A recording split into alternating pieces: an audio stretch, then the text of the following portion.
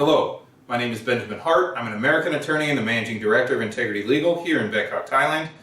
Today we're going to be discussing a legal ground of inadmissibility that's actually quite common.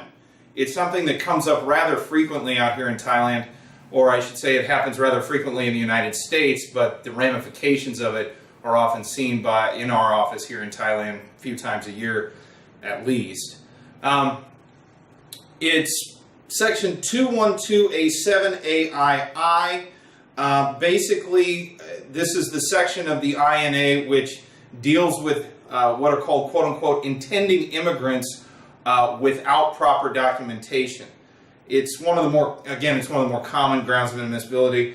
Any foreign national who seeks to enter the U.S. and remain permanently, or who is suspected of seeking to enter the U.S. and remain permanently, who does not have the proper documents to demonstrate that he or she has authorization to do so, is inadmissible. What are we talking about here? Basically, we're talking about an individual that goes to the United States. In almost all the cases I've seen of this, although it can happen in other categories, it tends to be occurring in the tourist visa category. Basically, an individual goes to the United States frequently, remains in the United States for long periods of time. You often see this with people who think they are sort of, for lack of a better term, gaming the system. In B1, B2 category visas, that's tourist/business visa category, non-immigrant. Basically, individuals will come in, and oftentimes U.S. Customs and Border Protection, mostly because they're dealing with such a heavy caseload, will just go ahead and have one stamp setting set on their admission stamp. And that stamp setting will basically be for 6 months.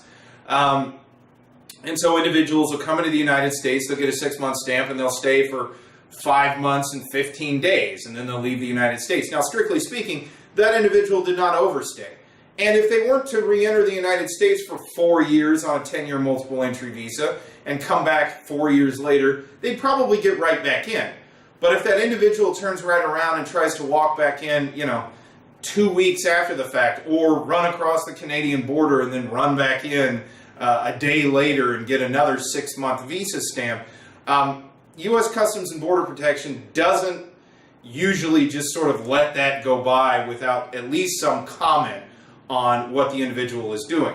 And in a lot of cases, if the behavior is, for lack of a better term, sort of egregious or wanton, if you will, maybe flamboyant's the right word, where it's like, oh wow, you've been in the United States you've been coming and going for 2 years, and you spent a total of 18 months in 5.5-month chunks, right, back to back to back in the past 2 years, they're probably going to go ahead and issue one of these findings of inadmissibility and go ahead and cancel the tourist visa. And now here's the situation that is sometimes, how shall we say, tricky to deal with.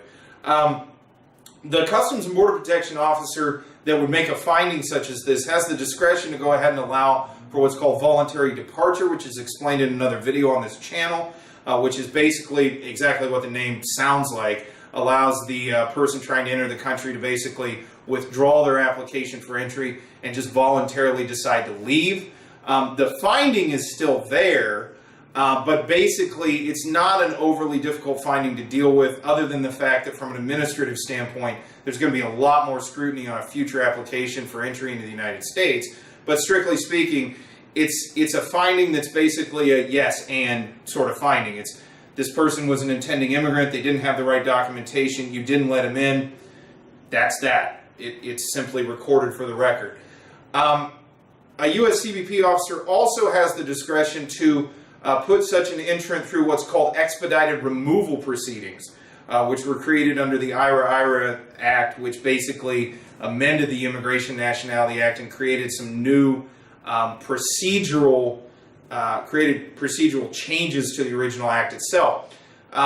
Expedited removal proceedings can result in a significant number of disadvantages to the applicant or future applicant for a visa. Most notably, it creates an immediate 5-year bar to the United States for that applicant, and moreover, depending on the findings of inadmissibility associated with that individual, which in certain cases, fraud and misrepresentation can become a major issue with respect to these kinds of findings of inadmissibility, because it's possible that the U.S. Customs and Border Protection officer could argue that, hey, you know, I think that this person was misrepresenting their intentions when trying to come into the United States.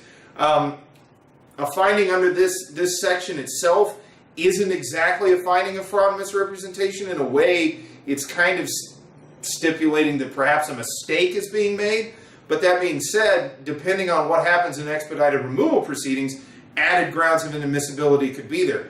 So basically, what one should take away from this specific video is, if one's looking for specific insight into this specific section of the INA, I hope it's been provided. And for those who have this issue, it's strongly, strongly recommended contact a professional legal service in order to, you know, deal with this. Another thing that should be gleaned from this video, yet again, not a good idea to try to enter the United States with intentions that don't quite align with exactly what the visa or the underlying visa stipulates, as doing so at best could result in a finding such as this, where basically, you know, you're turned around, you're allowed to voluntarily depart, but again, time and money will have been wasted under those circumstances. But it could get worse. Expedited removal and possible other findings of inadmissibility, because it could result as a result of doing this.